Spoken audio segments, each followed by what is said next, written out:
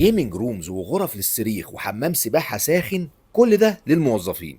يا سلام، اعمل فولو وتعالى نشوف سوا ايه الحوار ده. في خامس فلوج لينا النهارده من رحله اوروبا، واللي الهدف منها اننا نلف شمال اوروبا كلها بري، وخلصنا فيها بولندا وليتوانيا ولاتفيا واستونيا، فالحق شوف اللي فاتك منها بسرعه. اما دلوقتي احنا رايحين فنلندا، واللي عشان نوصل لها اضطرينا ناخد عباره، لكن للاسف حصلت لنا مشكله كبيره جدا وما لحقناهاش على 10 دقايق تاخير، وراح علينا 80 يورو كاملين. بس مش مهم، المهم حجزنا اللي بعدها ورحنا ناكل حاجه على ما يجي ميعادنا، والحمد لله لحقنا المره دي. وصلنا فنلندا الصبح، وبعد فطار سريع دخلت مكان مهم جدا، وهو المقر الرئيسي لشركه كلاش اوف كلانز، اللي لقيت فيها الموظفين بيتدلعوا على الاخر، جايبين لهم جيمنج رومز وحمام سباحه سخن، واوض كمان يخرجوا كل الطاقه فيها ويصرخوا براحتهم ويطلعوا كل غلهم. جامده قوي، بتهدي الواحد نفسيا. وهو ده سر السعاده في فنلندا.